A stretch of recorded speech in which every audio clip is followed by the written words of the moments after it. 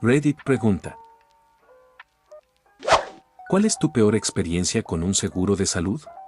Mi padre estuvo hospitalizado durante una semana por insuficiencia cardíaca. Literalmente, tenía la muerte garantizada sin recibir ayuda médica, sus pulmones estaban llenos de líquido y se estaba ahogando. El seguro decidió que toda la estancia era totalmente injustificada porque, según ellos, no parecía que estuviera lo suficientemente enfermo y no quisieron cubrir nada relacionado con ello. Si bien al final tuvimos éxito, nos llevó años luchar. Mi padre era médico y tenía una enfermedad preexistente antes de la llegada de Obamacare, ley del cuidado de salud a bajo precio, lo que significaba que el único seguro médico que podía conseguir era el de última instancia de su estado. Le quitaba el 30% de sus ingresos, ya que era autónomo y trabajaba en una zona muy rural. Era el único médico de su especialidad en un radio de 120 kilómetros y, cuando la situación se ponía desesperada para sus pacientes, les permitía pagar con clases de piano, verduras o lo que fuera, en lugar de dinero en efectivo si lo necesitaban. Tuvo un derrame cerebral y murió en el suelo de su baño, pero sobrevivió con soporte vital durante 4 días más. $350,000 después, incluido un vuelo en helicóptero de 70 kilómetros y 48 kilómetros. Un hombre que dedicó su vida a la medicina y donó todos sus órganos a la ciencia murió en una situación de ruina debido a los costes de salud de Estados Unidos. Mi padre es oncólogo y dice que ha habido un aumento en el número de rechazos arbitrarios, por parte de las compañías de seguros, de reclamaciones que deberían estar absolutamente cubiertas por el plan del paciente. Cuando se apela, generalmente se aprueban, pero todo el proceso avanza muy lentamente, lo que puede ser una sentencia de muerte, dado que el tratamiento temprano es fundamental cuando se trata de cáncer. Casi parece como si las compañías de seguros estuvieran retrasando las cosas a propósito, con la esperanza de que el paciente muera antes de tener que pagar el tratamiento. Mucho menos severo que lo que estoy seguro llenará este hilo, pero un ejemplo fantástico del sinsentido que es el seguro de salud estadounidense. Durante la pandemia de COVID, trabajaba para una organización con sede en Hawái, pero en la costa este. Alguien en mi oficina dio positivo por COVID, por lo que todos los empleados fueron a un centro de pruebas para hacerse la prueba. Mi solicitud de la prueba de COVID fue rechazada porque no fui a uno de los sitios de prueba aprobados por mi aseguradora. Todos los sitios aprobados estaban en Hawái. En ese momento, no se podía viajar a Hawái sin una prueba de COVID negativa. Entonces, la única forma en que podía conseguir que me cubrieran el costo de una prueba de COVID era si iba a un sitio de prueba aprobado, pero para viajar a cualquiera de los sitios de prueba aprobados, necesitaba mostrar una prueba de COVID negativa. En 2008, fui hospitalizado debido a una ruptura intestinal provocada por la enfermedad de Crohn. Me trasladaron en avión a la clínica Mayo mientras estaba bajo los efectos de fentanilo para controlar el dolor.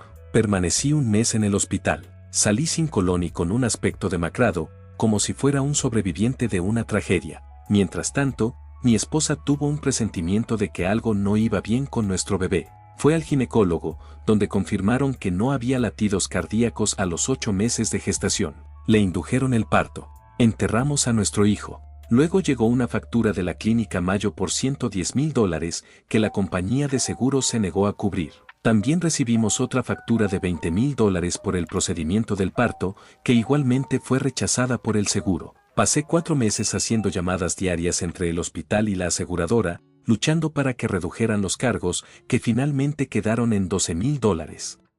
No a mí, sino a una persona que conozco, le diagnosticaron cáncer cuando tenía unos 30 años. Su oncólogo encontró células cancerosas en sus ganglios linfáticos, lo que indicaba que había hecho metástasis, por lo que solicitó una resonancia magnética de cuerpo completo para evaluar hasta dónde se había propagado. Su seguro se lo denegó porque dijeron que era demasiado joven para ser considerada en riesgo, a pesar de que tenía cáncer activo. Finalmente lo aprobaron, pero no sin mucha presión por parte de su médico.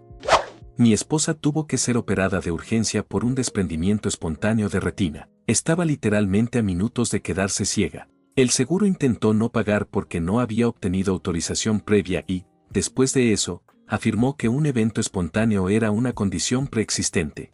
Si estás disfrutando del video, ¿qué tal si nos regalas un me gusta y te suscribes? Sería un gran apoyo para este canal. Sin más interrupciones, continuemos.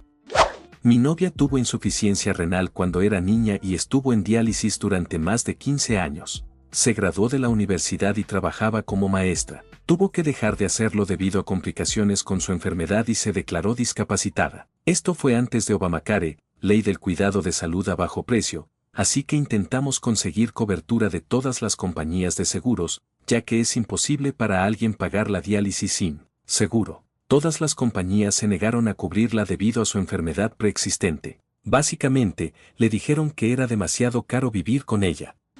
Trabajo para una empresa de equipos médicos duraderos. Existimos únicamente para los accionistas con la esperanza de empaquetar y vender la empresa a una empresa más grande como Medtronic. Nuestros ingresos se basan en gran medida, quizás en su mayor parte, en la facturación excesiva a Medicare. Renunciamos a los costos de los pacientes todo el tiempo con la premisa de que seguiremos obteniendo ganancias récord año tras año si Medicare paga su parte menos de la mitad de las veces que se les pide. Esto está sucediendo a gran escala en todo el sector de la atención sanitaria. El sistema es absolutamente vampírico. La atención sanitaria podría ser mucho más barata si no existiera toda una industria con fines de lucro dedicada a explotar nuestro mal construido sistema de salud estatal. Mi cirugía para extirpar el cáncer de ovario fue considerada electiva. El tipo que tenía no respondería a la quimioterapia ni a las radioterapias, pero como no me iba a matar de inmediato, aparentemente fue solo porque lo quería. Tuve que pagar $6,000 de mi bolsillo. Mi hija nació prematuramente y pasó 7 semanas en la unidad de cuidados intensivos neonatals. Cuando salió, recibimos una factura de unos $400,000 y pasaron meses hasta que el hospital y la compañía de seguros la resolvieron. Tenemos montones de papeles que demuestran que todo está arreglado, pero de vez en cuando recibimos una carta o una llamada de alguno de ellos porque decidieron al azar que todavía les debemos $100,000.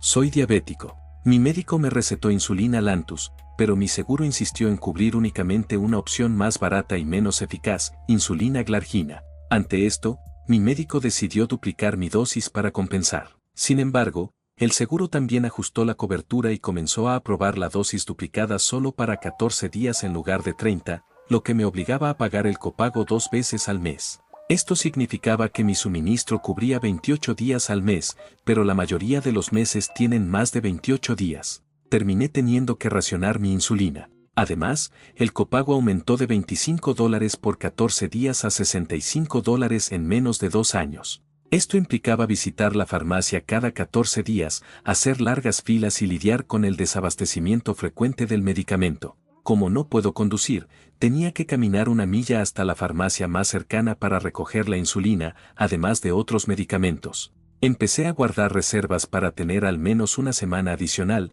solo para poder sobrellevar las inconsistencias del sistema. ¿Cómo es que nunca te baja el nivel de azúcar en sangre?, me preguntó un día mi médico. Cuando le expliqué mi situación, negó con la cabeza y me dijo que era algo muy común. Intentó cambiarme a otro tipo de insulina o aumentar la dosis, pero el seguro se lo negó. Mi nivel de hemoglobina aún se estaba en aproximadamente 10. Después de casarme con un militar, pasé a TRICARE. Es un programa de seguro de salud del gobierno federal de los Estados Unidos que ofrece atención médica a militares en servicio activo, militares retirados, familiares de los militares, sobrevivientes de los militares. Gracias a este sistema, pude obtener Lantus. Es un medicamento que se utiliza para controlar la diabetes en pacientes de todas las edades, a partir de los 2 años, Trulicity y otros medicamentos sin costo adicional. En menos de 1 año, ni aún se bajó a 6. Aunque el sistema militar puede tener problemas de eficiencia, no tengo que pagar copagos, recetas ni tarifas. Toda cuesta unos $58 al mes que se descuentan de la pensión de mi esposa, y eso cubre a los 2. Déjenme decirlo claramente, la medicina socializada funcionaría en este país. Lo único que lo impide son las compañías aseguradoras que no quieren perder su control y sus beneficios. Cuando murió mi primera esposa, mi cónyuge militar es mi segundo matrimonio, el seguro dejó de cubrirla porque estaba muerta. A pesar de esto, nos llegó una factura del hospital por $230,000 correspondiente a su última semana de vida, en la que estuvo conectada a un respirador en cuidados intensivos. Aunque no vivo en un estado de propiedad comunal, enviaron esa deuda a una agencia de cobros y dieron a entender ilegalmente que yo debía pagarla. No lo hice. Permítanme recalcar esto, enviaron a mi esposa muerta a cobros. Mintieron diciendo que, al haber fallecido, yo debía asumir la deuda. Los cobradores me llamaron repetidamente, tanto a mi casa como a mi trabajo. Incluso llamaron a nuestro hijo y, de forma absurda, a mi hermana, ni siquiera a la de ella. Años después de su muerte, continuaron llegando notificaciones legales y facturas a su nombre durante al menos 8 años. En 2 ocasiones, mi esposa fallecida recibió citaciones judiciales. Más tarde, incluso emitieron una orden de arresto por no presentarse ante el tribunal. Afortunadamente, el sheriff que entregó la citación tuvo el sentido común de aceptar su certificado de defunción. Se disculpó por las molestias y por la insensatez de todo el asunto. Esto fue, literalmente, una locura total.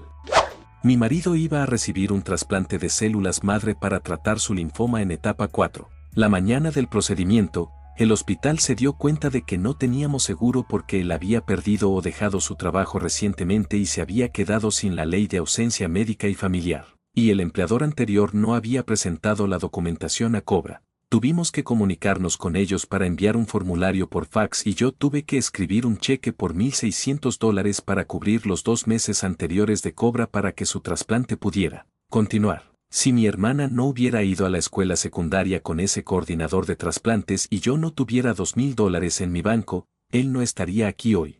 Muchas gracias por ver el video, chicos. Recuerden suscribirse, darle like, comentar y compartir el video para que YouTube recomiende a más gente. Nunca olviden comentar si tienen algo similar con esta pregunta y que tengan un buen día. Hasta el próximo video.